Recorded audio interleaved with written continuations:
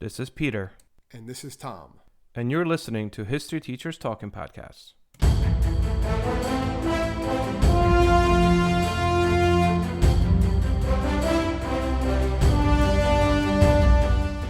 All right, this is Peter Zablocki and Thomas Reska, and welcome back to our podcast. Tommy, this is going to be a pretty short one, I think. We always say that, and it winds up being 40 minutes, so we'll see. I don't know about this one. I don't know. All right, so what do we got today, Tom? Well, to keep in the festive spirit of the holidays, we're going to be looking at the 1914 Christmas Truce, a series of widespread unofficial ceasefires along the Western Front during the First World War. So people have heard about it. There's these lot of issues about it. Movies have been made about this. Movies have made about it, like songs. Yeah, like Yeah. Snoopy versus the Red Baron. Kind of. There's been other ones too, obviously. Yeah. So it's something that people talk about. I know I've talked about it in my classes in the past. I'm sure you have too. Yeah. And I, doing more. We're gonna do more of a deep dive into it today. Kind of look at it. Was it as big of a deal as people say it is? And that's kind of what you and I talked about before we click record, is the fact that it really isn't as big of a deal as people make it out to be, because it makes for an awesome movie. It's a nice fairy tale. It was more commonplace, I guess, early on than what people realize. You're right. It's something that's happened early on, and then it was very quickly like, yeah, let's not do that again. Well, it wasn't. We'll get to it, but let's backtrack and kind of just look a little World bit. War One, right? We're talking World War One in general, right? Yep. So the context. Go ahead. We'll talk about World War One. We'll talk about the trenches. Trench warfare, and a little bit as to how the soldiers get here, and we'll discuss also why this Christmas truce, where you had enemies on both sides come out of the trenches and as opposed to kill one another on Christmas Eve, they're like, hey, why don't we exchange some stories and play some soccer or football? But before we get there, so just contextually, this is World War One, also known as the Great War, right? Largest conflict in history up to that point. And at the time, so the French mobilized almost like 8.5 million men, and the British nearly 9 million men. The Russians had 12 million, the Germans 11 million. Yeah, massive. These are numbers that people really didn't see before this. And this is a modern war, but it's obviously, if you student of history, it's a modern war, but with not so modern tactics. And that's one reason why you have the trench warfare comes out of this, and the amount of deaths that happened, or because 25 million. It says more than 25 killed and wounded, more than 25 million men. And most of them in a horrible way. Yeah. Absolutely. Well, it's because the tactics are Napoleonic era, while they're fighting with weapons that are modern. Machine guns and Napoleonic era tactics don't work out very well. Indeed. So just kind of briefly on how we get to this whole trench warfare. And then Tom and I will talk a little bit about what was trench warfare. But trench warfare really starts when the German decide that they're going to go through Belgium to attack France, right? So they're going through Belgium into Paris, the Schlieffen Plan, I believe that was the name of it. Yeah, knock them out of the war quickly so they can focus on Russia. So the Belgians raised more than the German generals had expected, so it slowed them down more or less, and the Schlieffen Plan failed for several reasons. One, Russia, as you mentioned just now, mobilized more quickly than expected, which kind of brought them into war quicker. And therefore, Germans had to shift their soldiers to the east. So that weakened them in the west. And they got fairly close to Paris, but, no cigars, they say. The First Battle of the Marne ended Germany's hopes for any form of quick victory in the Western Front. And this sets us up because basically here you have the British and the French are defending France. After this First Battle of the Marne, Germany realizes that half of their troops have to be sent over to fight Russia. They're kind of stuck here too, but they don't want to give ground and give up what they already managed to get through the Schlieffen Plan. So they start digging into these trenches to protect their armies from any form of enemy fire, right? Which leads to more or less a stalemate. In 1914, this is within months of war starting. It's already a stalemate. Now, these trenches that we talk about basically stretched from the Swiss frontier all the way to the English Channel. There was an underground network that linked bunkers, communication trenches, gun emplacements. This was a very elaborate system. During these trenches, some of them were much fancier than others. Germans, a lot of them were just right? The Germans. Well, because the Germans' plan was we're just going to stay here. That's it. They decided pretty early on we're just doing defensively. When we say nice, they're nice by what the British standards were. Yes. The British standards, they always assume, no, we're just going to keep on attacking and moving forward. And so these trenches were never built to be lasting a long time. That's why you're up to like your knee in water. You had you're hunched over a lot of times. Bigger ones were a bit more elaborate as time went on when they realized they were going to be there a little longer. But you didn't want to be here. You're basically exposed. You're basically digging a hole in the ground. That's where you're hanging out. Literally. To get out of machine gun fire. Rats, lice, mud. Yeah, it was just downright disgusting. And between these opposing trenches, which is kind of all this sets us up here, between all these opposing trenches lay what became known as no man's land. It was an empty tract, mostly pocketed with shell holes. Right, you often see that in movies. And you had coils of barbed wire on each side.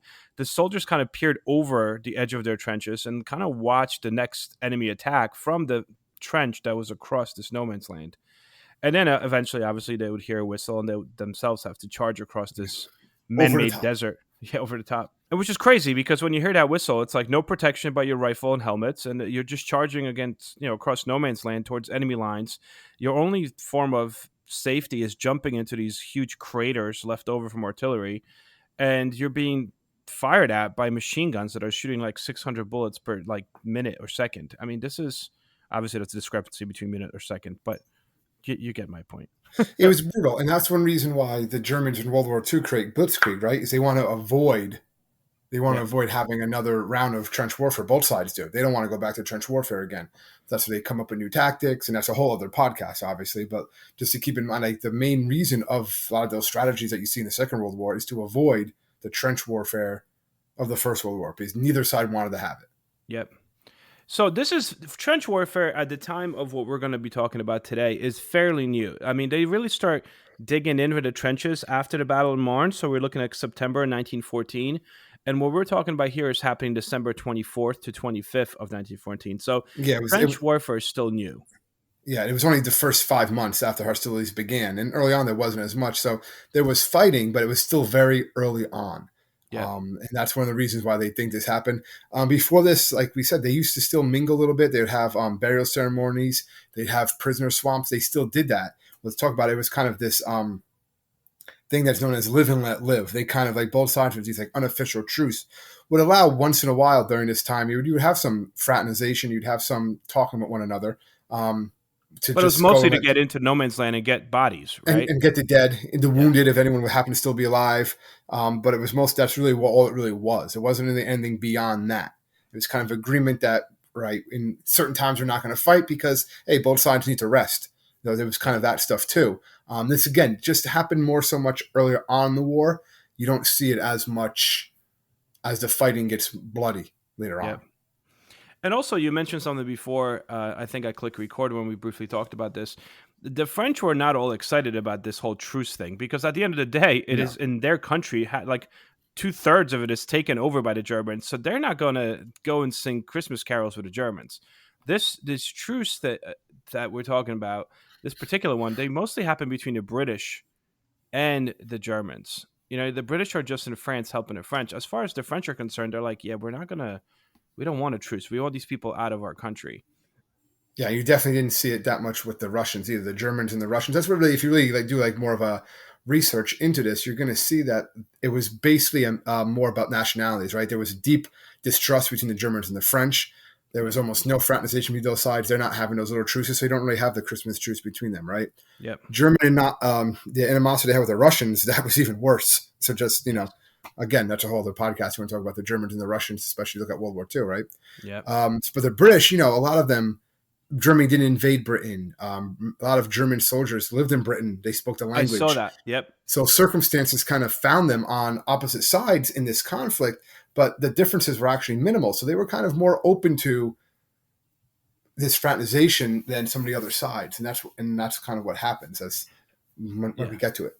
And I think it was you brought something really cool up, that idea that of course you did. I wasn't aware of the fact that based on this research that so many Germans had worked in Britain turn of the century. I mean, a lot of them worked in the restaurants, a lot of them British restaurants, British factories. So, and they were kind of forced to go back to fight with Germany and for Germany. But most, while it was very difficult to find a British soldier that spoke German, a lot of German soldiers spoke English, which made this event that we're talking about easier to happen at the time. But this famous Christmas truce on December 24th was obviously unofficial. Many officers disapproved of this, highly Oh, they disapproved. were, yeah. Headquarters on both sides, right, were extremely upset about this, and they said this should never happen again. And technically, it doesn't. Um, but so let's get into it. So what happens here? Well, basically, as it approached, like we talked about, it was clear to many the soldiers the war was not going to end soon. If you remember about World War One, both sides said, "Oh, we're going to be home by Christmas," right? Yeah, That that was was the kind of thing. like the saying. Now it's like, no, that's not really happening. So a lot of the frontline troops were disillusioned, right? The horrors of war that they're seeing. There was a lot of fighting. They were homesick because they were promised this short war. And what basically happens is that, well, there's a lot of different reports, but there was no official truce called, but it did occur on parts of the Western Front between the German and British units. When you started hearing like both sides kind of singing songs, I think it was a German started singing a song first. That's what it was. It Yeah, was even 8:30 it was even p.m. holy, Yep. it was even Holy Night or Oh Christmas. Like it probably was Holy Night, right? I That heard was Holy Night, Silent Night. yeah, Yep. Silent Night. Yeah, that's what it was first, and then they hear that, and then some of the British start singing also the English version.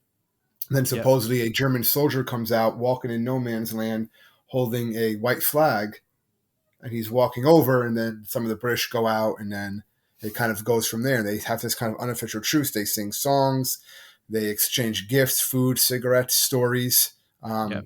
Some even compete in soccer games, which I'm sure we'll talk about in a little bit. Yep. And yeah, that's kind of like what happens, and it kind of spreads. The reason why it's called the Christmas Truce is because it was actually a lot of this going down across Down the the whole line. Western Yeah. Front. So it wasn't just like a small section, which a lot of times you would see this smaller fraternization, right, where they would come and allow for the troops. This was pretty much across most of the line where it was British and Germans. That's mostly where you Yep. saw it. Yep. And it was a big deal because it was like it basically was a symbol of peace on earth, goodwill towards man in a battlefield, which is like crazy. Like if you can stop fighting for right now, why are you fighting at all? That's kind of like the Yep. mindset, you know?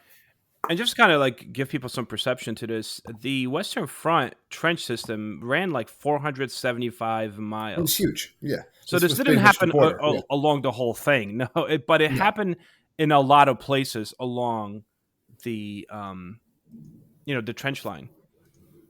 And kind of what you were bringing up this idea of a lot of people also put up little Christmas trees as they start yeah. singing. The Germans start I think there's singing. actually a famous picture kind of with that, right? Yep. Yeah, there was. But a lot of as these Germans are singing, the British start singing the same songs because the music is the same almost. Obviously, they're just in different languages, so they almost started singing together. And then someone put out a little Christmas tree like above, like they basically stuck their hand out and put the Christmas tree above the trench line. And they're like, okay, cool, cool, cool. And then from that point forward, that's when the other guy's like, I'm just going to do this. And he like just got out there with this white flag. And but this was kind of a ballsy move because, I mean, for all you know, this guy could have been easily shot, right? Oh, they were taking a risk. I mean, they could have easily poked their head out and started walking, then the other side just shoots them, and then it's going to erupt into a battle, right? And he did. And there's a lot of like soldiers who write about this. They talk about this. We in their journals and so out their letters. Of Did you see officers one? fearing treachery ordered the men to be Yeah. silent. But up and down our line, we heard the men answering the Christmas greetings from the enemy. How could we resist each other a Merry Christmas? Even though we Yeah. might be at each other's throats immediately afterwards, right? This is Yeah. from Private Frederick Heath. He's a British soldier. So they kind of knew, like, listen, we know tomorrow we're going to fight them, but today we can be cordial. We can Yeah. be Why not? friendly. Yeah. Why not? Which is again, it kind of surreal, The but more you again, think it also about it, shows it the is surreal, yeah. yeah. But these guys were killing each other the morning of, so it's not like this is before fighting started. No, the fighting started. They literally paused it on Christmas Eve at like 8:30 p.m.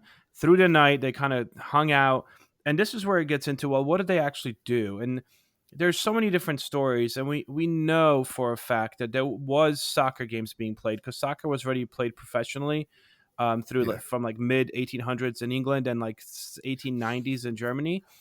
So we know they played soccer. There's actually pictures of a Yeah, soccer that game was being between played. the Saxons and the Scots, right? Exactly. So we know that you had. Well, they said the Saxon because they were more friendly, right? Yeah, but Yeah. we know that British played soccer. We know that Germans played soccer. But to this day, they're trying to figure out if it's true that Germans played soccer against the British. And some people say yes, they did. Some letters allude to that. Others are kind of like, no, we played soccer, but no one says that they played, you know, across. And even if they did, there's no way they could have a full game. I mean, this was nighttime. Um, trench. If they're playing in no man's land, I mean, Well, they said yeah, they set up flares to kind of illuminate the night. I did see That that. was Yeah, that was in that some was kind of letters. that was in Yep. some of the letters and stuff like that. So there's a lot of sources here. They know Well, our apparently firsthand the accounts, Germans even though it won. happened over 100 years ago. Yeah, the Germans won 3-2. I did see Yep, multiple sources also the Germans won the game. The Germans won the game, so I they did won see that as something well. in their World War escapades. Right? At least they won something, I guess. You're Good for so them. mean. You're I'm not so mean. I'm mean. historical. Okay, okay. They won something. I, they won something. Good for them.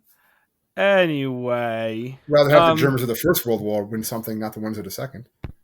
so it says that roughly 100,000 British and German troops were involved in this informal hostility, Christmas truce. I mean, that's like a lot if you think about it. So it really did have to happen along that line for more than one place for this estimate to exist. And this is, from a fairly credible source. Yeah. Also, they said the artillery fell silent, and basically it was like, all right, we're just gonna chill until obviously officers got extremely Wouldn't have upset. A lot of in them, the end. and they got, They put an end to it pretty quick. yep. One guy that was in the German line actually wrote about it later in his journal. He was like, "This is unbelievable. This is a travesty." And that guy's name is Adolf Hitler, because he Yeah, was there were there when people this that was were upset happening. about it. And there were I read some other ones that there were a couple people that like even though they weren't fighting, they were still like trying to see like, all right, how many guys do they have here? Where are there, machine guns? You're trying to get some information because they know, listen, we're gonna be buddy buddy with this guy for the next hour, couple hours, but tomorrow we're gonna be fighting them again. Like they knew Yeah, this wasn't gonna suddenly the war wasn't suddenly gonna end. Actually, the commanders don't want that, and the main reason is because then what you're doing is you're humanizing the enemy, right? yep, You're putting like a face on this monster that you were told this what the other side is, and that might cause a hesitation now when you're gonna shoot later on. That might cause that moment's hesitation, and that could be something that changes the course of the battle. So they don't want that's for all war. You do not want to humanize the enemy. You do yeah. not want to see them as have sympathy or have feelings, caring, anything like that for the enemy whatsoever. And that's a great point, because that's Yep. kind of where the press gets into play, Yeah. because what we're The talking press about. hears about later on. Yeah. Yeah, but what we're talking about is the press eventually is kind of forced to respond to some of these rumors, because, and they had to, the press eventually starts reprinting government notices that any form of fraternization with the enemies constituted treason. So the press is kind of trying to fix that, because ultimately what happens is, if you look at this press after this, the events, you only have English newspapers that are like, yeah, look at that, like, you know, malice towards none. This is, Christmas above everything else. And the British papers print a lot of the pictures, and they print this story initially.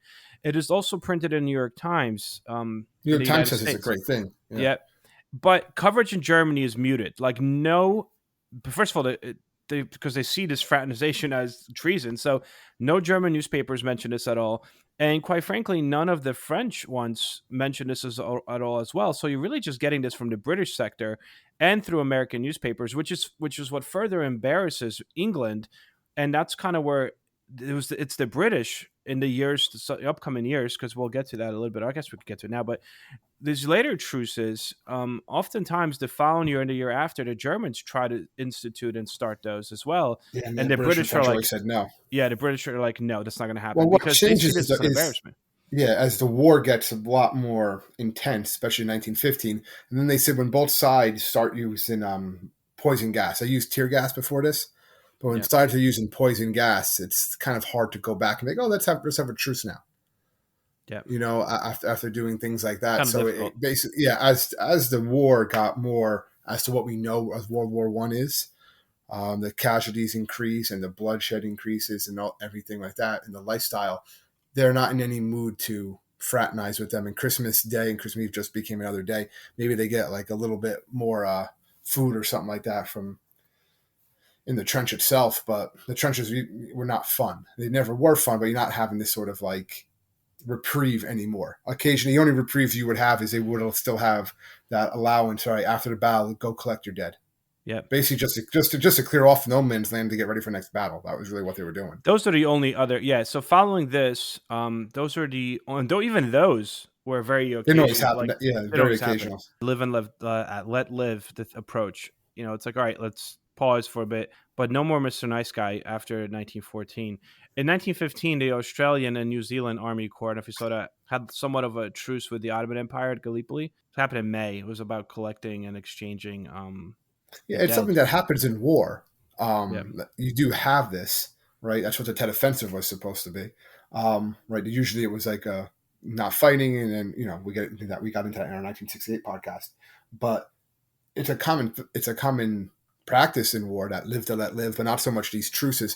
And then why this one caught on was, like you said, a lot of the media caught on to it, the fact that it was Christmas, right? yeah, And it really, and a lot of modern tellings of the tale really give it that characterization, right? That it's like this heartwarming situation, like, look what can happen, if people just are, humanitarians and they yeah. Like reject war. Sort of romanticized. thing. Yeah. Like what it could have been if, men just follow their hearts and stuff like that. Like, and it's like, yeah, we were able to stop fighting for one day. And that always goes to that one saying, right? Like, if those people who declare war fought in the wars, there'd be no war, right? Yeah, These men, these soldiers were really, thrust into this. They weren't the ones that decided to go to war. But, they're fighting this war, and they were kind of wondering with each other. They write in the letters. You see this, like, why are we fighting this war right now? There was one where the British were saying, "You're Saxon, we're Anglo-Saxon. Why are we fighting?" yeah, And they were just like, yeah, what's going on with this? And then I think when a lot of the officers hear this, they're like, oh, this is not good. You know what I mean? We don't want this, this spread across the lines anymore. And so they put an end to it. Because if it happened every year, eventually it's going to, especially when the war gets really bad, it could have been a point like, why are we even doing this at all? yeah. You don't want that. You don't want to fraternize with the enemy. There's some people that were very much against it, but there's a story of one guy that was just kind of, everyone's out and supposedly talking and playing. It's dark out, and you have these flares above, and this guy's kind of sitting there, and a German sniper shot and killed him. Basically, shot him in the head. And this guy apparently was sitting next to a Christmas tree that had some ornaments on it. Again, just taken out, into no man's land. So he gets shot in the head by a German sniper, and then all of the ornaments are shot off the tree to further that, like, some people were just, not buying into this. This would almost make like an interesting, mystery book, like within the truce, there's like a lone sniper, but it kind of was. I mean, it definitely happened. Yeah, there's a Right. couple of those too that I saw too. That wasn't the only one that happened. There was a couple other ones where, it's war. Yeah. So they were definitely taking a chance with the other side, with their commanders, with their fellow So, soldiers. What was going to happen? so like no political significance, just, just something that's very much romanticized. You have a Christmas Truce memorial today, in France. It was unveiled in 2008, apparently in the very spot where this happened. And then I saw this one. There's like an annual reenactment in Rockford, Illinois. Yeah, Illinois does it. Yeah, Yeah, but why did they reenact the Christmas truce between the British and the Germans in Rockford, I Illinois think what there every was year? is there was a couple actual descendants from both sides, German and British, that actually lived in that area. So they just Oh, decided to okay. put it together. Well, But that's cool yeah, then. yeah, Because I was kind of curious, like, how does that come about? Midway But Village in Rockford, Illinois. it happens, yeah, Midway Village. Apparently, it happens every year. Like, this is a thing. There you go. So Very go cool, for a little Christmas vacation there, Pete. right? We both said to ourselves, we're gonna go research this, and then we both came together before we click record, and we're like, all right, this was not as big of a deal as even we thought it was. You know what I mean? Well, I Right? mean, it is an interesting story. Yeah. Yes. Does it have significance on the war? Not No. really. It's kind of like looking in hindsight of what the war becomes. The fact that this happened during the war, and again, is this, even though it happened all the time to a certain extent, but it's not on the scale, I guess, and it wasn't everywhere.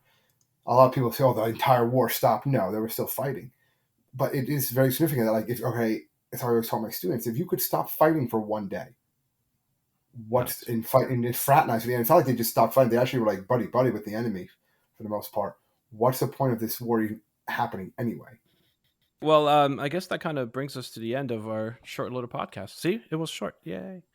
To everyone that does tune in, thank you so much, guys. We really do appreciate it. If you ever need to reach us, you could reach us at www.historyteacherstalkingpodcast.com. We are there if you need us. And if you are listening to this, please feel free to leave us a review wherever it is that you listen to this podcast. We do greatly appreciate those. And I guess that's it, right? So see you guys next week. Enjoy. Stay safe, everybody.